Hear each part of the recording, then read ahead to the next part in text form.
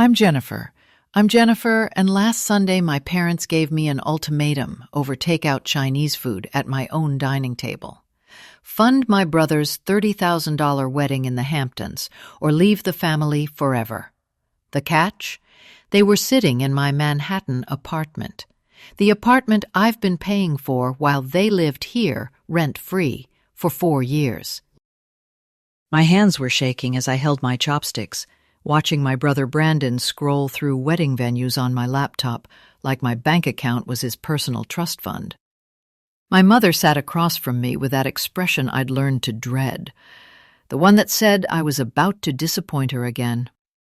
My father cleared his throat in that authoritative way that had terrified me as a child. "Where are you watching from today? Drop your location in the comments below, and hit that like and subscribe button if you've ever felt taken advantage of by your own family. You'll definitely want to stick around for what happened next. Now, let me tell you how we got here." "Jennifer," Dad said, setting down his fork with unnecessary force, "we need to discuss Brandon's wedding."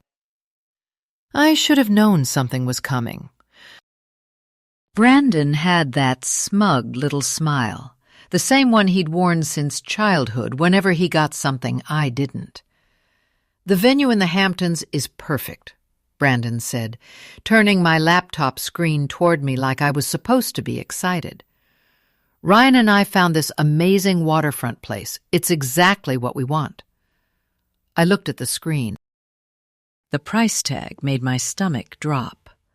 $30,000 for 1 day. "That's beautiful," I said carefully, that lawyer training kicking in. Stay calm. Gather information. Don't show your hand until you're ready to play it. "We've looked into it," Mom said, reaching for more lo mein like she hadn't just set up what I now realize was an ambush. "After Ryan's parents contribute their share, we'll need about $22,000 to cover the rest." $22,000. I set down my chopsticks carefully. "That's a lot of money," I said. "It's an investment in family," Dad replied, and I swear he used the same tone he'd used when convincing me to let them temporarily move into my apartment 4 years ago. "Brandon only gets married once. We want to do it right." Actually, this would be Brandon's second engagement. The first one ended when he decided his fiancée wasn't ambitious enough. But who's keeping track? Certainly not the parents who'd spent my college fund on his study abroad program while I worked 3 jobs to pay tuition.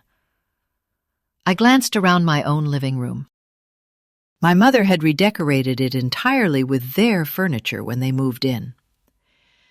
My father had claimed my small home office for his job search activities, which apparently consisted of watching YouTube videos about entrepreneurship.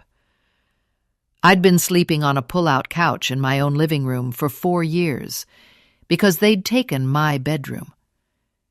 And now they wanted me to fund my brother's wedding.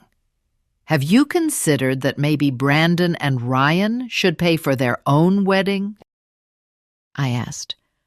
"You know, like most adults do?" The temperature in the room dropped about 20 degrees. Mom's smile became one of those plastic things you see on mannequins. "Jennifer, don't be selfish." Ryan just graduated with his MBA. He has student loans. They're just starting out. Right. Ryan's parents owned a successful accounting firm in Connecticut. But sure, let's pretend he was some struggling peasant. Meanwhile, I'd been just starting out for 15 years while bankrolling my family's lifestyle. What if I can't afford it? I tried a different approach. $22,000 is most of my emergency fund. "Then you'll figure it out," Dad said, cutting into his General Tso's chicken with unnecessary force. "That's what successful people do. They make things happen for family." Successful people. 4 years ago, this successful person had been unemployed and facing eviction until his daughter bailed him out. But selective memory runs strong in my family, apparently. Brandon finally looked up from the laptop. "I mean, it's not like you have anything else to spend it on," he said with that little shrug that had infuriated me since childhood. "You're single? You never travel. You just work all the time. At least this way, your money would go towards something meaningful." Something meaningful. 15 years of working multiple jobs, 7 years of building a legal career, and living like a monk so I could support 3 adults who treated me like an ATM. And my brother thought my life lacked meaning. I looked at my family sitting in my living room, eating food I'd paid for, making demands like I owed them my future. But they had no idea what was coming next, because while they'd been taking everything from me, I'd been documenting, and Uncle Gabriel had told me something they never expected me to know. See, my parents moved in when Dad lost his job during the COVID pandemic 4 years ago. "Just temporary," they said. Right, temporary like a root canal. They arrived with 2 suitcases and somehow managed to redecorate my entire 2-bedroom apartment with their old furniture. Mom immediately started rearranging my kitchen cabinets because efficiency matters, sweetie. Dad claimed the home office for his job search activities. And Brandon? He just tagged along for the ride, claiming he needed a supportive environment to launch his business ventures. I should mention that at 33, I've been working since I was 15. Paid my way through NYU with scholarships and 3 jobs. Graduated law school at 27 with massive debt, and spent the last 6 years building my practice as a freelance attorney specializing in women's rights. When I finally bought my own apartment at 29, I thought I'd reached some kind of stability. Wrong again. The first red flag should have been when they gave Brandon my bedroom. "He needs more space for his things," Mom explained, while I stood there holding my own clothes. I ended up sleeping on a pull-out couch in what used to be my living room. But hey, I'm a lawyer. I can adapt, right? Wrong. The bills started piling up immediately. Suddenly, my electric bill tripled because someone needed the apartment at 72 degrees year-round. My grocery budget exploded because Dad developed a taste for organic everything, and Mom decided she was a gourmet cook. When I mentioned the increased expenses, Mom patted my hand and said, "Oh, sweetheart, family takes care of family. You understand?" I understood, all right. I understood that I was financing their retirement while they treated me like the hired help in my own home. Brandon would leave his laundry in the washer for days until it molded, then complain when I moved it. Dad would use my laptop without asking, leaving it with 12 browser tabs open and the battery dead. Mom would rearrange my closet to be more helpful, moving my work clothes to make room for her things. The passive-aggressive comments were constant. "You work such long hours, sweetie. It's like you're avoiding family time." "Your father needs the office for his important research." "Brandon's going through a transitional phase. He needs our support." When I brought up basic household rules, they'd exchange those looks. You know the ones. The "poor Jennifer is being difficult again" looks. The martyred sighs. The subtle suggestions that I was being ungrateful, unreasonable, selfish for wanting basic respect in my own home. I started hiding my favorite foods because they'd disappear within hours. I started taking my laptop to work every day because Dad would use it and forget to charge it. I started locking my bedroom door. Oh, wait. I didn't have a bedroom door anymore because I was sleeping on a couch. The breaking point had been building for months. Every time I walked into my own apartment and felt like a guest. Every time I paid bills that had quadrupled while my personal spending disappeared. Every time someone used the phrase, our apartment, when talking about my property. But I've been raised to believe that family always comes first, that successful people help others, that questioning family dynamics made you selfish. The thing is, this favoritism wasn't new. It started when I was a kid. In our family, Brandon always got the bigger portion at dinner, the better birthday presents, the family investment. I remember being 16, working part-time at a retail store, saving up for a class trip to Washington, D.C. I'd been so excited. It was a government and civics trip, and I was planning to study political science. I'd saved every paycheck for 6 months, carefully counting and recounting the money in my drawer.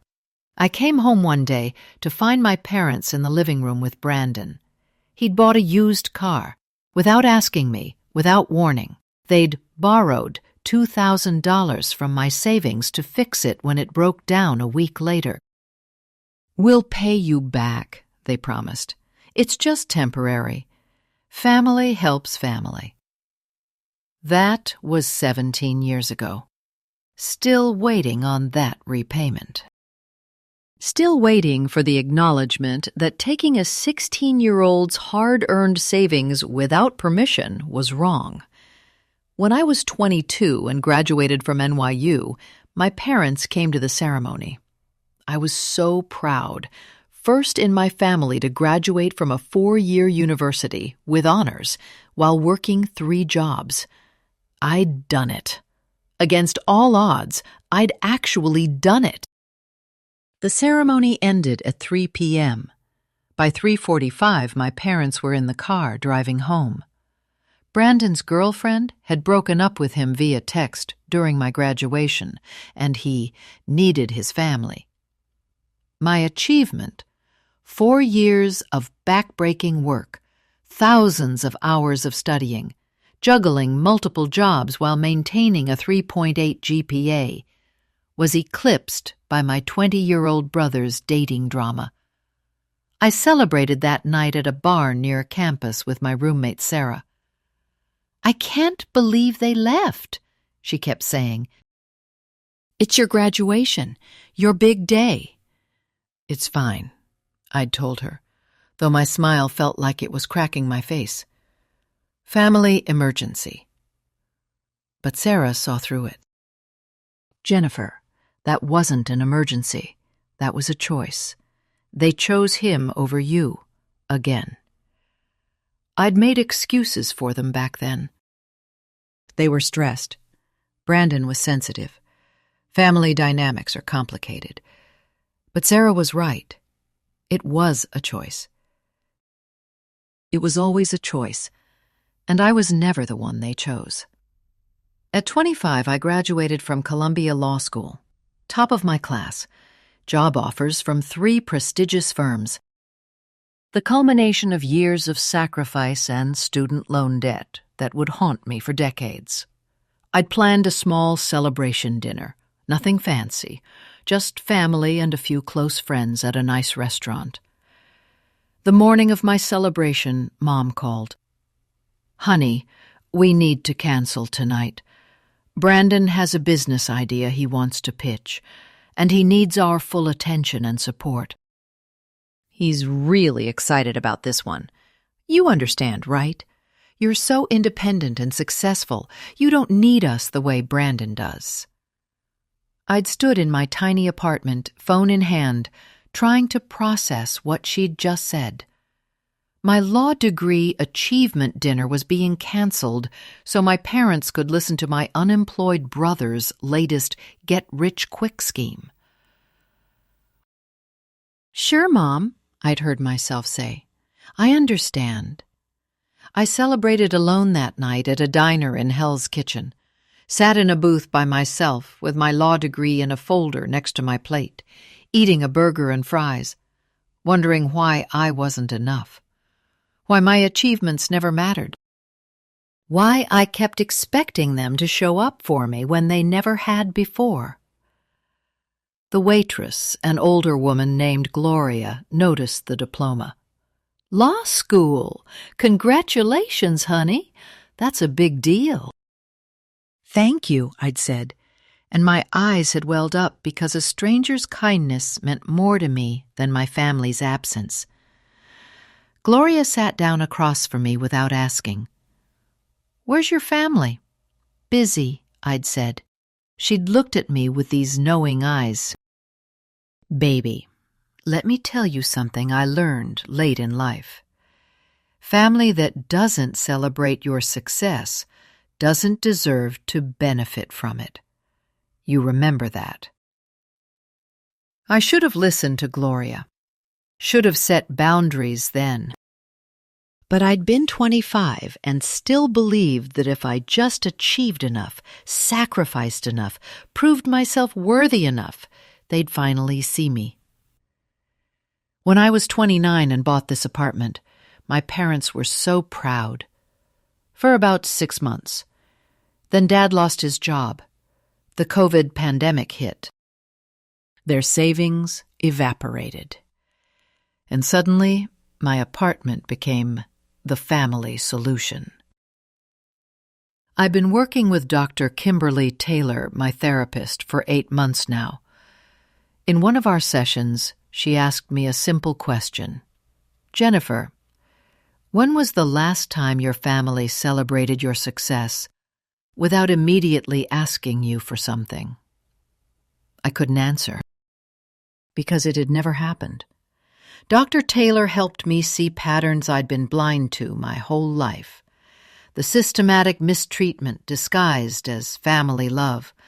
The way my achievements were acknowledged with brief nods before pivoting to Brandon's latest drama. How conversations always centered on his needs, never mine. "Have you ever considered," Dr. Taylor said in one session, "that what you're experiencing is financial abuse?" Financial abuse. The words hit me like ice water. "But they're my family," I'd protested. "They raised me. They love me." "Jennifer," she said gently, "love doesn't require you to destroy yourself financially. Love doesn't ignore your needs while prioritizing everyone else's wants. Love doesn't manipulate you with guilt every time you try to set a boundary." I'd cried in that session. Not delicate tears, but the ugly, gut-wrenching kind that comes from years of suppressed realization. Everything I'd been feeling, the resentment, the exhaustion, the sense that something was fundamentally wrong, it all had a name: financial abuse, emotional manipulation, parentification. "What do I do?" I'd asked her. "First, you recognize it for what it is," she said. "Then you decide what you're willing to accept going forward. And Jennifer, you document everything." She helped me start documenting everything. I created a spreadsheet tracking every expense since they'd moved in. Rent they didn't pay? $96,000 over 4 years. Utilities that tripled, $19,200. Groceries that quadrupled, $33,600. Medical expenses I covered, $8,400. Entertainment, transportation, clothing, household items, another $7,300. Total, $164,500 in 4 years. $164,500. That's what my family had cost me while treating me like I owed them more. But I also did something else. Something they didn't know about. I opened a secret savings account at a completely different bank, one they'd never heard of. Every month, before I even looked at my main account balance, I diverted a small amount to this secret account. $200 here, $300 there, sometimes just $50 when money was tight. It felt wrong at first, like I was stealing from my own family. But Dr. Taylor helped me reframe it. You're not stealing, Jennifer. You're protecting yourself. You're building an escape fund. That's not selfish. That's survival. Over 2 years, I'd saved $38,000 in that secret account. My emergency fund. My escape fund. My start over fund. I'd kept the account completely separate. Different bank. Paperless statements that went to my work email. No debit card that could accidentally be seen in my wallet. This money was mine and mine alone. And it represented something more than dollars. It represented possibility. The possibility that I could leave. That I could survive. That I didn't have to accept this forever. Every time I transferred money to that account, I felt a little bit stronger, a little bit more in control, like I was slowly building a life raft while everyone else assumed I'd keep treading water indefinitely. And then, 1 month ago, something shifted. Uncle Gabriel called me out of the blue on a Tuesday evening. I almost didn't answer. It was an unknown Florida number, but something told me to pick up. Uncle Gabriel is my father's older brother. He escaped to Florida 15 years ago, and the family barely talked about him. Gabriel was always selfish, my parents would say. He abandoned family when we needed him. But on that phone call, Uncle Gabriel told me a different story. "Jennifer," he said, his voice heavy with regret, "I need to tell you something about your father and how he was raised. This pattern you're experiencing, it's not new. It's generational." He explained that in their family, he'd been the responsible one, the provider, just like me. Their parents had drained him financially for years, always favoring my father, the younger son. Always demanding Gabriel's sacrifice for family. It took him until age 50 to finally break free. "Our father did the same thing our parents are doing to you now," Gabriel said. "I was the oldest, so I was expected to provide. Your dad was the golden child who could do no wrong. I paid for his college while working 2 jobs. I covered their mortgage when they overspent. I sacrificed my own dreams so they could have theirs." "What made you finally stop?" I asked. "I had a heart attack at 48, he said quietly. "Stress-induced. I was in the hospital. And you know who came to visit? Nobody. They were angry at me because I'd said I couldn't co-sign another loan for your father's business idea. That's when I realized I was killing myself for people who only valued me for what I could give them." His voice cracked with emotion. "I've been watching what they're doing to you through Christine. I see my younger self in you, Jennifer, working yourself to death, sacrificing everything, hoping that if you just give enough, they'll finally appreciate you. But they won't. They can't, because in their minds, you exist to serve them. I've been documenting everything, Jennifer. Conversations, admissions, patterns. I have it all notarized.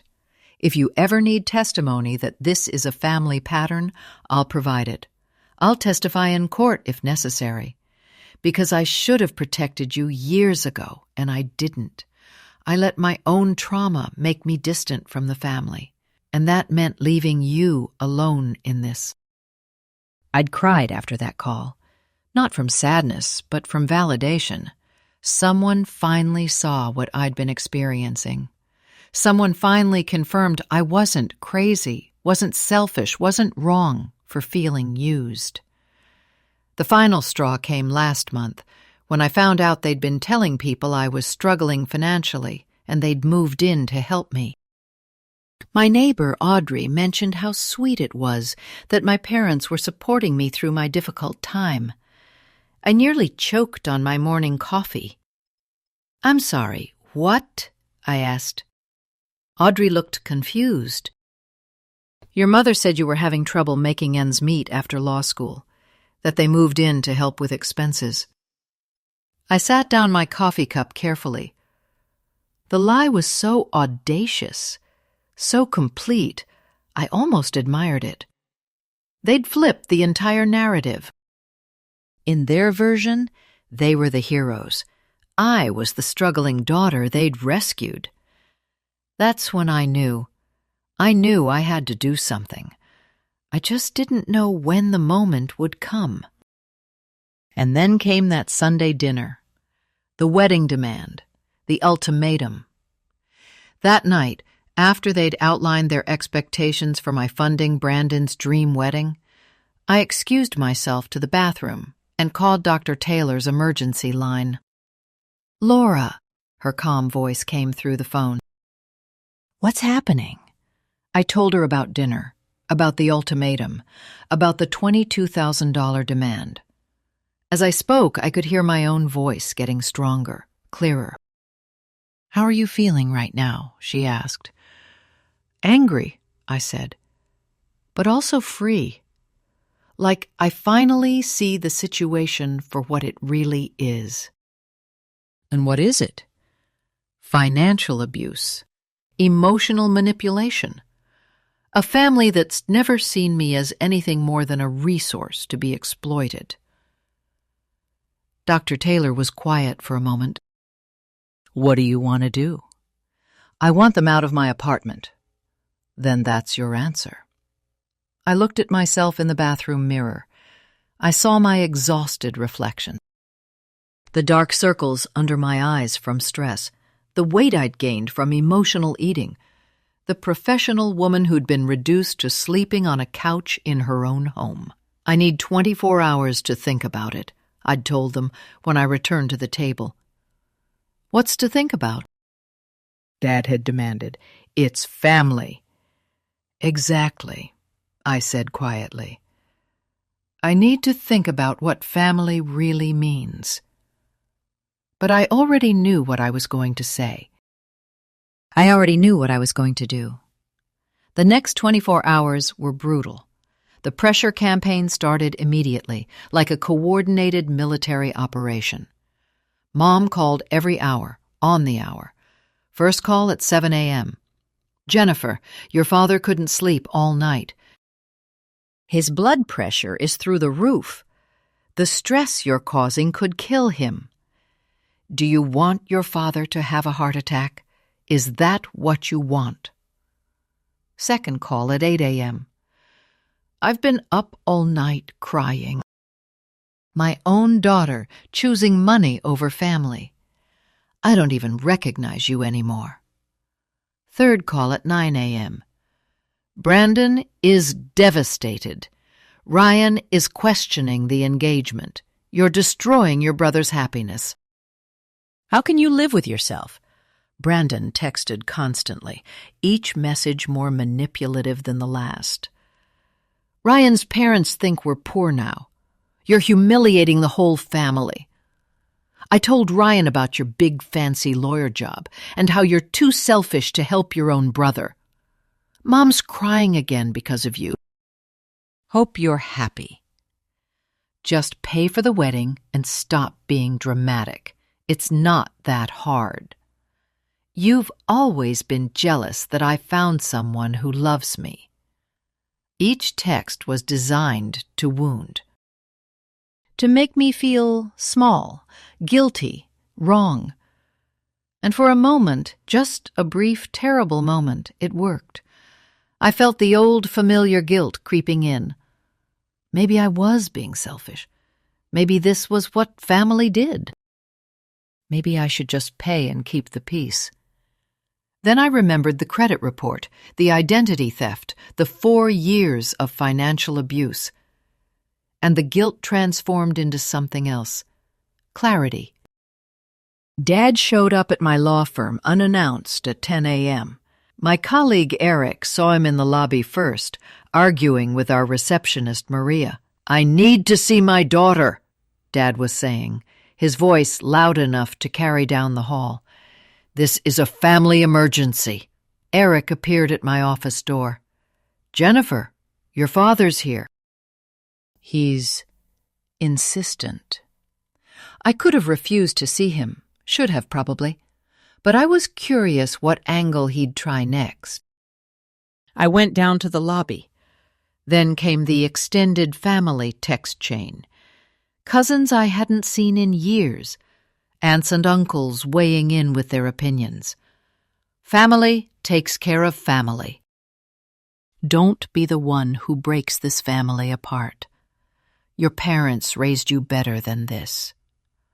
My mother posted on Facebook, "Some people forget where they came from. Hashtag family first. Hashtag disappointed." The social media manipulation stung, but it also clarified something. They weren't just asking for money. They were waging a campaign. A coordinated assault designed to break my will and open my wallet. I spent that night doing what I do best, researching. As an attorney, I knew my rights. I looked up New York tenant law. Family members who've lived with you for more than 30 days have some protections, but they're not the same as formal tenants. With proper notice, I could legally evict them. I consulted with a colleague who specialized in tenant rights. She reviewed my situation and nodded grimly. "You have every legal right to ask them to leave. 30 days written notice is all you need. Document everything. Document everything." I've been doing that for months, but then I discovered something that changed everything. I checked my credit report religiously. As an attorney, I understand the importance of financial monitoring. That Tuesday morning, I pulled my report and felt my stomach drop. There was a credit card I didn't recognize. A department store card opened 8 months ago in my name. Current balance, $5,200. My hands shook as I called the credit card company. "Can you tell me when this account was opened and what the purchases were?" The representative read off a list: electronics, designer clothes, furniture, kitchen appliances, all purchased over the past 8 months, all delivered to my address. I knew immediately who'd done it. Brandon had access to my mail, my personal documents, my identity. This wasn't just family taking advantage. This was identity theft, a federal crime. I confronted them that evening, walked into the living room where they were watching TV on the flat screen Brandon had apparently purchased with my credit. "We need to talk," I said, "about the credit card Brandon opened in my name." The room went silent, the kind of silence that confirms guilt before a single word is spoken. "I don't know what you're talking about," Brandon said, but his face had gone pale. His eyes darted to Mom and Dad. I pulled out the printed credit report. "This card, the one with $5,200 charged to it, the one that's been tanking my credit score for 8 months, the one opened with my Social Security number and my identity." Mom and Dad exchanged a look. Not surprise, not confusion, just that calculated look that meant they were deciding on their story. "Brandon needed some things," Mom said carefully, like she was choosing each word with precision. "He was going to pay it back before you noticed. We told him to ask you first, but you've been so stressed lately we didn't want to burden you." "He was going to pay it back?" I repeated slowly, my attorney training helping me stay calm even as fury built inside me. With what money? He doesn't have a job. He hasn't had a job in 4 years. That's not fair, Brandon said, standing up now, defensive. I've been working on my business ventures. I've been networking, building contacts. Your business ventures don't exist.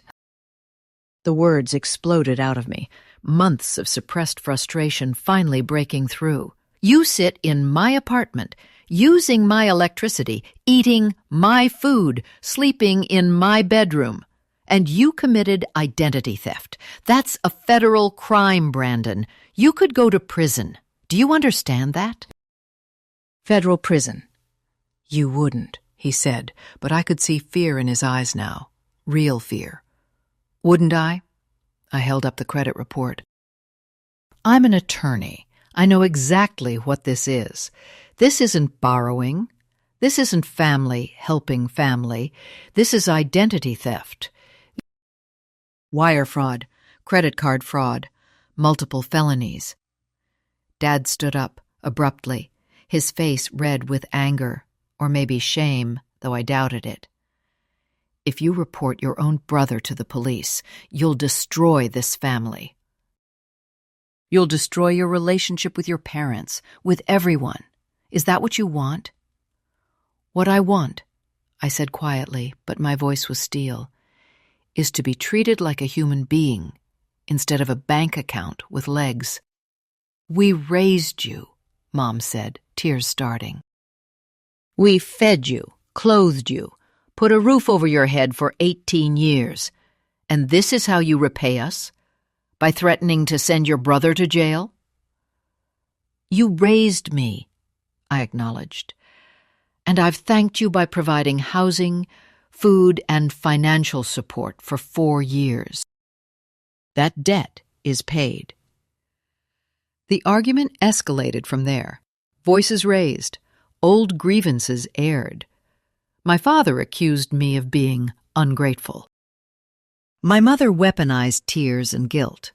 Brandon called me cold, heartless, jealous of his happiness. Through it all, I felt something crystallizing inside me. Clarity. Purpose. Certainty. I'm going to bed, I finally said. We'll continue this conversation tomorrow. But I barely slept. Every time I closed my eyes, I saw that credit report. The unauthorized charges. The theft of my identity by my own brother. By 5 a.m., I gave up on sleep. I made coffee, standing in my kitchen watching the sunrise through windows I paid for, in an apartment I owned, where I slept on a couch. I called Dr. Taylor's emergency line. Jennifer. Her voice came through calm and steady. What's happening?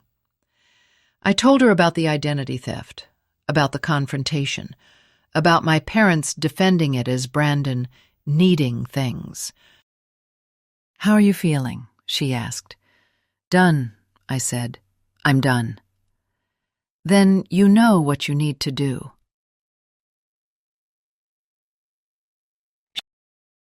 I did. But first, I needed to gather my allies. I called Eric from work. We'd been friendly for months, occasionally grabbing coffee between cases. He'd seen my father's scene at the office yesterday. Eric, I need help, I said. Legal help, and maybe moral support. Name it, he replied without hesitation. I called Aunt Christine. Aunt Christine, remember when you told me you'd support me if I ever needed to make a hard choice? I remember, she said. I need that support. And I need you to be honest with the family about what you've witnessed. I'm ready, she said. I've been ready for years. I called Uncle Gabriel in Florida. The time has come, I told him. I need that notarized testimony you mentioned. I'll email it to you within the hour, he said. Jennifer, I'm proud of you. I know how hard this is. Then I did something I'd been avoiding. I reached out to Ryan, Brandon's fiancé. Ryan, this is Jennifer. We need to talk. There are some things about Brandon's financial situation you should know before you marry him. By the time I went to work that day, I'd assembled my evidence, my documentation, my support system, my legal strategy. I was ready. That evening, I came home to find my apartment full of people, extended family, cousins I barely knew, aunts and uncles I hadn't seen in years, all sitting in my living room, looking at me with varying degrees of disappointment and judgment. "What's going on?" I asked. "We've organized an intervention," Dad said, "because clearly you've lost sight of what's important." An intervention. They'd organized an intervention in my own home without my permission. My cousin Sarah spoke first. "Jennifer, family is everything. You can't turn your back on your parents and brother over money." Uncle Tom chimed in. "Your father raised you right. This selfishness isn't like you." One by one they lectured me about duty, about family values, about how disappointed everyone was in my behavior. Through it all, Brandon sat in my bedroom that he'd taken, with that smug expression. And then he dropped the bomb. "Actually," Brandon said, "we already put down a deposit on the venue. They need the balance by Friday." The room went silent. "You what?" I said quietly. "The deposit, $3,000. It's non-refundable. So really you have to pay the rest now or we lose that money." "Where did you get $3,000 for a deposit?" Brandon shifted uncomfortably. "I used your business account information, the one from the desk in your office, but it's fine because you were going to pay for it anyway, right?" The room seemed to tilt. He'd done it again. Unauthorized access to my accounts. Another theft. This time from my business account. I stood there in my own living room. Well, technically the living room where I'd been sleeping on a couch for 4 years. Surrounded by my family and their flying monkeys, all telling me what I owed them. Brandon had stolen from me. Again. My parents had violated my privacy and my finances. And I realized something crystal clear. This wasn't love. This was theft with a side of guilt. I looked around the room at all these people who claimed to love me while demanding I destroy myself for their benefit. "I need everyone who doesn't live here to leave," I said quietly. "Now." "Jennifer," Dad started. "Now," I repeated, louder this time. "This is my home. You don't get to ambush me here." Slowly, reluctantly, the extended family filtered out. Some looked embarrassed, others angry. A few whispered to my parents on their way out. When the door finally closed behind the last of them, I turned to my parents and brother. "We need to talk," I said, "and this time, you're going to listen." I walked to my bedroom, well, the bedroom that used to be mine, and retrieved my laptop from where Brandon had left it. I connected it to the TV, my hands steady despite my racing heart. "Since we're all here," I said calmly, my attorney voice fully engaged, "let me show you something. Let me show you what the last 4 years have actually looked like. Not the story you've been telling people. Not the narrative you've constructed. The truth. In numbers." I pulled up the spreadsheet I'd been maintaining for months, the one with every expense meticulously documented and categorized. the one I'd cross-referenced with bank statements, receipts, and credit card bills. The one that told the real story of our family dynamic.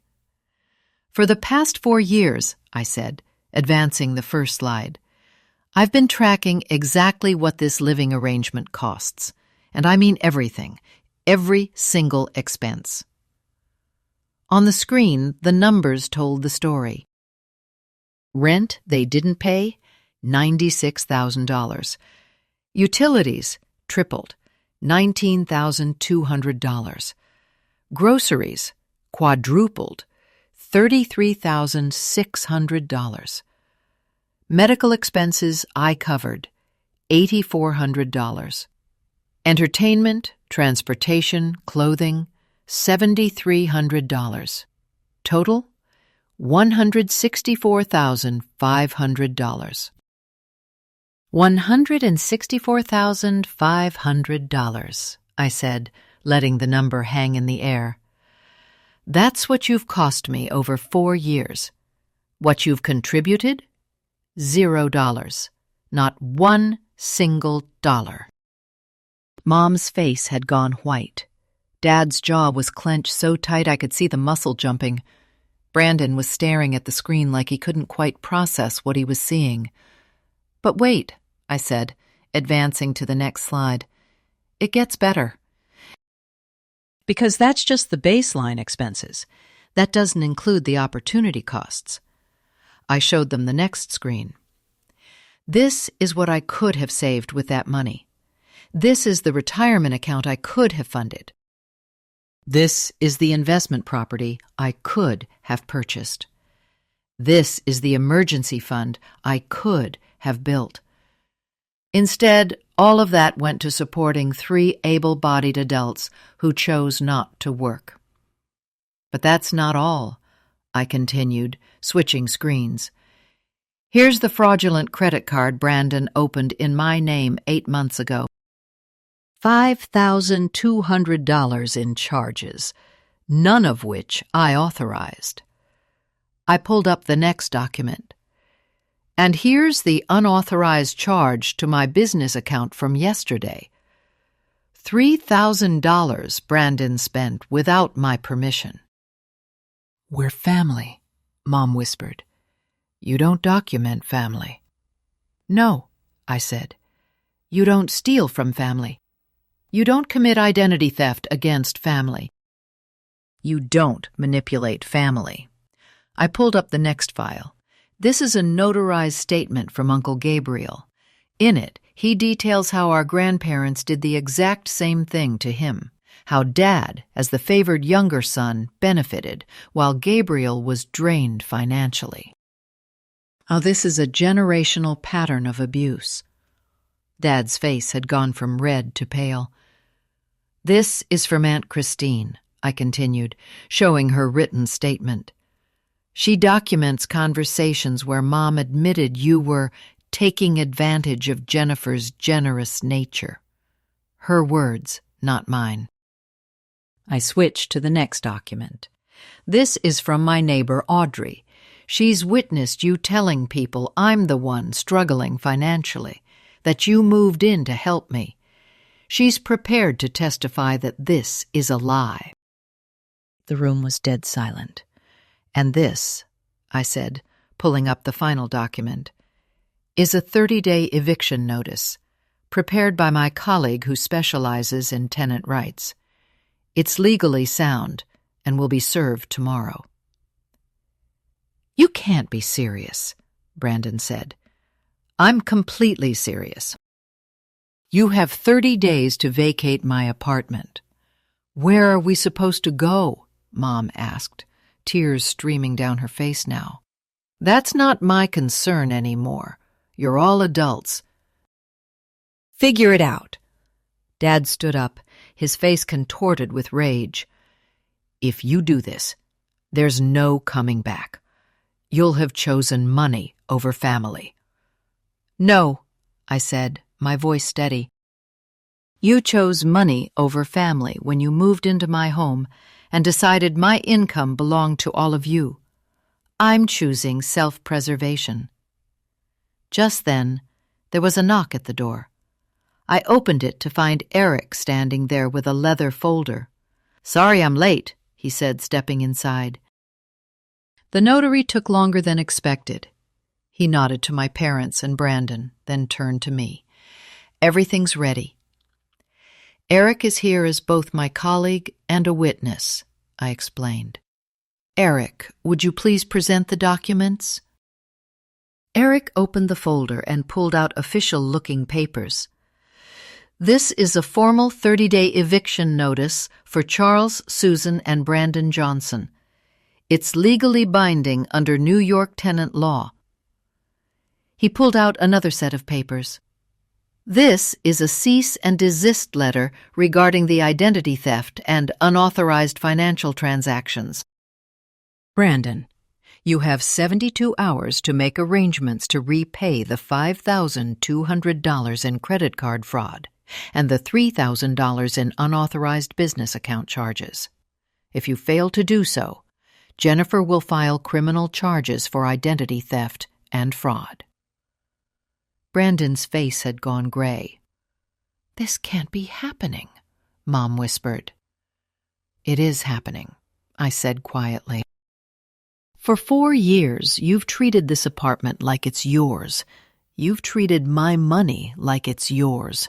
You've treated my identity like it's yours. That ends today." "You recorded us?" Dad said suddenly. "You documented private family conversations?" "New York is a one-party consent state," Eric explained. "Jennifer had every legal right to document conversations in her own home." Aunt Christine's voice came from my phone speaker. I'd called her before Eric arrived. "Charles," she said, "this is exactly what your parents did to Gabriel. You swore you'd never become them, but you did." Then Uncle Gabriel's face appeared on a video call on my laptop. "Little brother," he said, looking at my father, "I warned you 30 years ago that if you ever treated your children the way our parents treated us, there would be consequences. Jennifer is doing what I should have helped her do years ago." The intervention had turned. The people my parents thought would support them were witnessing the truth. "I can't believe this," Brandon said, standing up abruptly.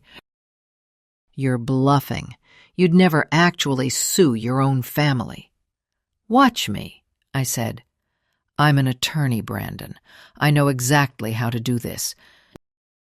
And I have all the evidence I need." Mom was crying openly now. "This is a betrayal. We gave you life.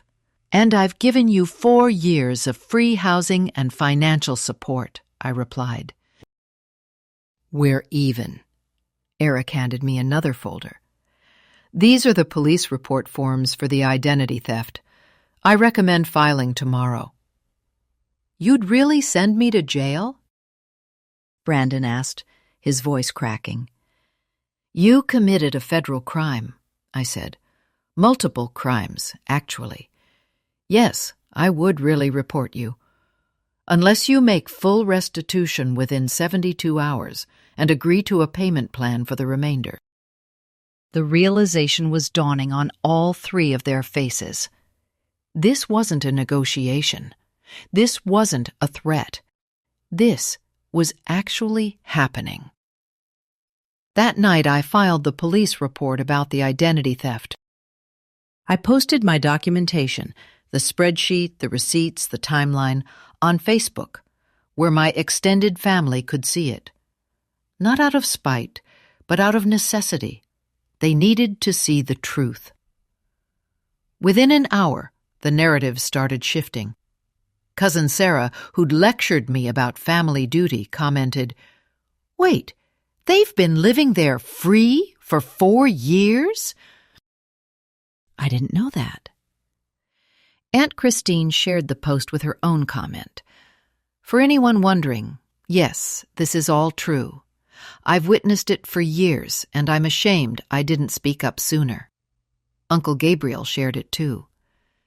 This is the same pattern our parents used on me. I'm proud of Jennifer for breaking the cycle.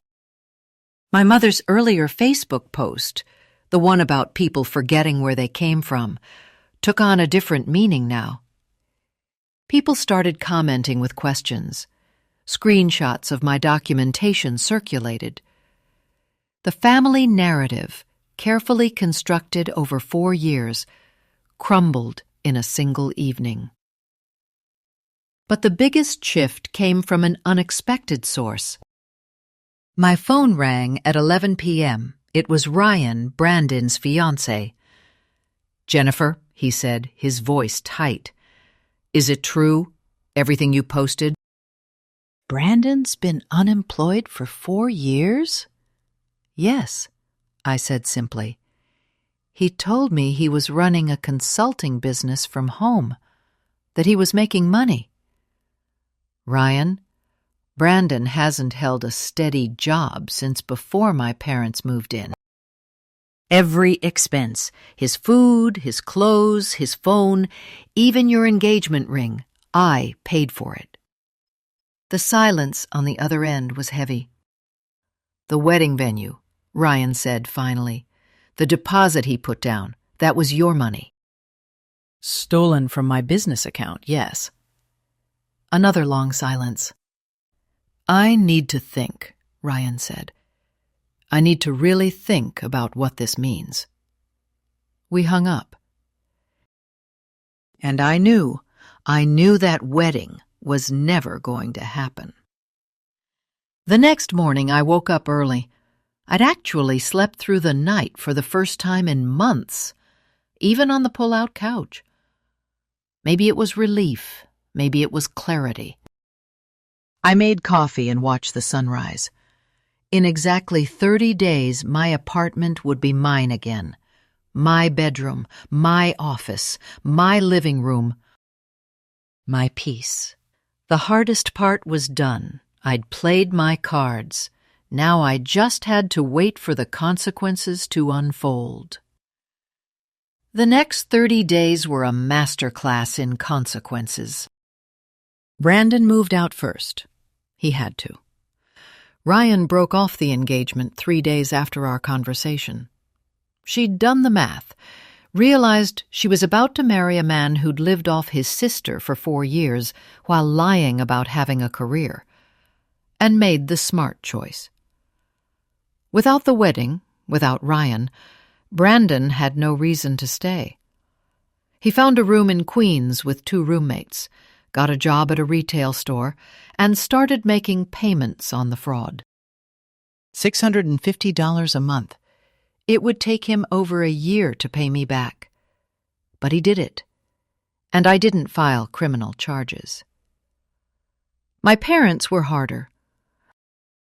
They fought the eviction every step of the way, begged, pleaded, tried to weaponize family guilt one last time.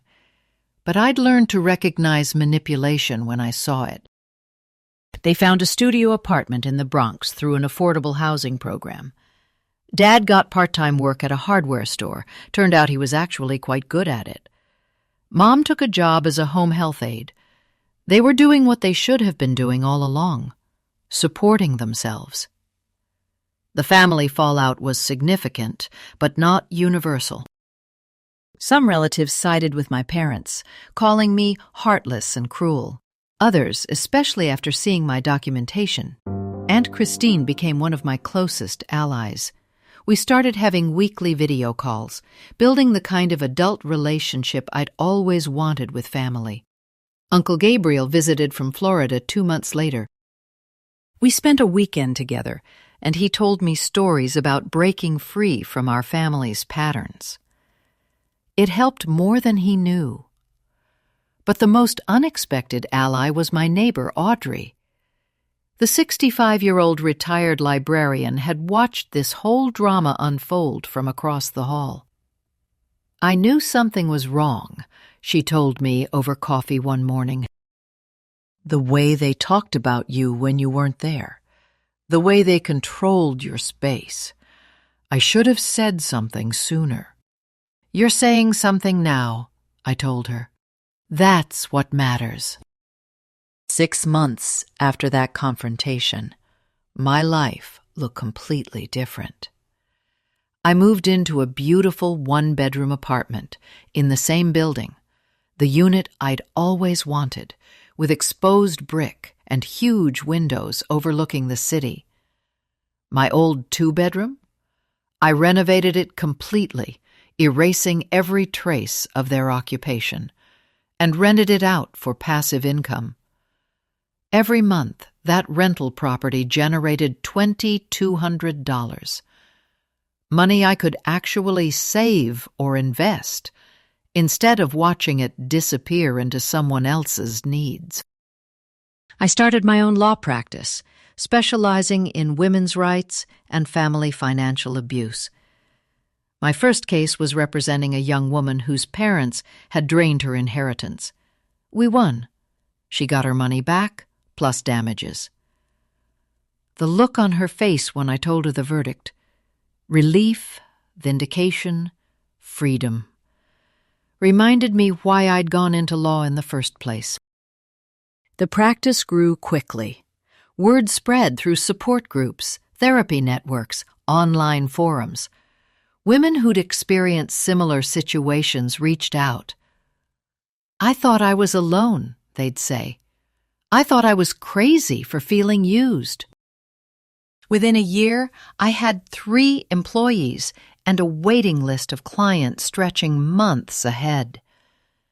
Eric and I started dating officially 3 months after the eviction. It happened gradually, naturally, the way healthy relationships should develop. He'd been there through my hardest moment, never judging, always supporting, never asking for anything in return. Our first real date was dinner at a restaurant I chose. When the check came, he reached for it. "Let's split it," I said. He smiled. "You sure?" "I'm sure." Equal partnership, remember? We split the bill exactly down the middle, and it felt revolutionary. Partnership, equality, respect. Nobody keeping score. Nobody owing anyone anything except mutual care and consideration. "Is this what healthy relationships feel like?" I asked him that night as we walked through the city. He took my hand. "This is what all relationships should feel like: equal, respectful, with both people bringing something to the table. I'd never had that before. Not with my family, not with anyone. And now that I had it, I understood how broken everything before had been." A year after the eviction, I got a card in the mail. It was from my parents. Inside was a check for $650, Brandon's monthly payment, which they'd started sending on his behalf when he struggled. The card said simply, "We're working on ourselves, Mom and Dad." No apology, no acknowledgement of the harm they'd caused, but it was something. A crack in the wall. Maybe not reconciliation, but recognition. Brandon sent a text on my birthday. "I'm sorry for what I did. I'm getting therapy. I'm working on being better." I responded, "I'm glad you're getting help. Keep going."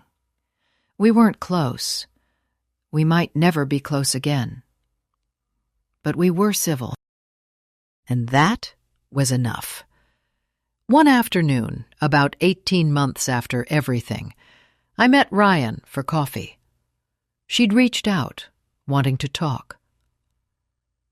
"Thank you," she said after we'd ordered, "for showing me who he really was before I married him. You saved me from making the biggest mistake of my life." "How are you doing?" I asked. "Good, actually. I met someone new. Someone with a job and healthy boundaries and emotional maturity." She laughed. The bar was on the floor, but still. We talked for over an hour, about family patterns, about recognizing manipulation, about the difference between love and exploitation. I spent so long thinking that if I just gave enough, sacrificed enough, they'd finally see my value, I told her.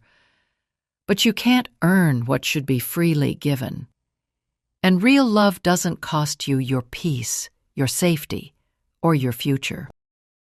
Ryan nodded. That's exactly what my therapist said. We'd both been in therapy. We'd both been doing the work. And we'd both come out stronger. The real validation came from an unexpected source. 1 year later, I was invited to speak on a podcast about family financial abuse from a legal perspective. During the interview, I shared my story, anonymized but honest. I talked about the generational patterns, the manipulation, the documentation that saved me. The episode went viral. Thousands of comments from people experiencing the same thing. This is my family. I thought I was alone. Thank you for putting words to what I've been feeling. I started getting requests to speak at legal conferences, to write articles, to consult on cases involving family financial exploitation. My pain had purpose. My experience was helping others. 2 years after the confrontation, I gave a workshop titled Financial Abuse in Families, a Legal Perspective. The room was packed with attorneys, social workers, and survivors. Uncle Gabriel sat in the front row, beaming with pride. After the presentation, a young woman approached me. She was crying, mascara running down her cheeks. "My family is doing this to me right now," she said, her voice shaking. "Exactly what you described. Every single thing. I thought I was going crazy. I thought I was a terrible person for resenting them." I handed her my card and a tissue from my bag. "First, you document everything. Every conversation, every expense, every manipulation. Keep a journal. Save texts and emails. Screenshot social media posts. Build your case like you're preparing for court, because you might be." "I'm so scared," she admitted. "What if they're right? What if I'm being selfish?" I took her hands. "Listen to me. Wanting to be treated with respect isn't selfish. Expecting adults to support themselves isn't cruel. Protecting your financial future isn't greedy. You deserve better. You deserve respect. And you deserve to build a life that's yours." She hugged me. "Thank you. Thank you for telling your story, for making me feel less alone." I watched her walk away, her shoulders a little straighter than before. And I realized this. This was why I'd shared my story publicly. Not for revenge, not for vindication, but so other people could see their own situations clearly and know they had options. That night I went home to my apartment, my actual apartment, with my bedroom that had my bed and my clothes and my things. My office, with my desk and my law books and my case files. My living room with my couch, that was for sitting, not sleeping. Eric was already there, cooking dinner in the kitchen I'd reclaimed. We'd moved in together 6 months earlier. His choice to ask, my choice to say yes. Both of us choosing equal partnership and splitting rent, utilities, everything 50-50. "How was the workshop?" he asked, stirring pasta sauce that filled the apartment with the smell of garlic and basil. "Powerful," I said, wrapping my arms around him from behind. "Hard, but powerful. I helped someone today. Really helped them." He turned and kissed my forehead. "I'm proud of you. You took your pain and turned it into purpose." I looked around my home, the space I'd reclaimed inch by inch. The life I'd rebuilt, brick by brick, the peace I'd fought for day by day, the freedom that had cost me relationships, but given me myself. My relationship with my parents was cordial but distant. We saw each other on major holidays with strict time limits and boundaries. They'd maintained steady employment. They were managing their own lives. The dynamic had fundamentally shifted. Brandon had completed his payment plan. He'd kept his retail job for over a year, then moved into management. We'd never be close like siblings should be. But we could be in the same room without tension. More importantly, I'd built a chosen family. Dr. Taylor, who I still saw monthly for continued growth, Aunt Christine and Uncle Gabriel, who represented what healthy family could be, Audrey, my neighbor turned surrogate grandmother, Eric, my partner in the truest sense of the word, and hundreds of clients and workshop attendees who'd found their own strength through my story. If this story resonated with you, hit that subscribe button and share it with someone who needs to hear it. Drop a comment telling me, have you ever had to choose between family harmony and your own survival? What did you choose? And remember, you can love your family from a distance. You can support their growth without funding their dysfunction. The best revenge isn't getting even. It's building a life so full of peace, purpose, and genuine love that you forget you ever needed revenge. I'm Jennifer Johnson. I'm 34 years old, and I learned the most important legal lesson they never taught in law school. The most valuable thing you own isn't your apartment, or your law degree, or your savings account. It's your right to set boundaries. And no one, not even family, gets to take that from you without consequences. The lesson cost me relationships I thought I couldn't live without. But it gave me a life I didn't know I deserved. Sometimes the hardest boundaries to set are with the people we love most. But sometimes those boundaries are the only thing standing between survival and destruction. I chose survival. I chose freedom. I chose myself. And I've never regretted it for a single day.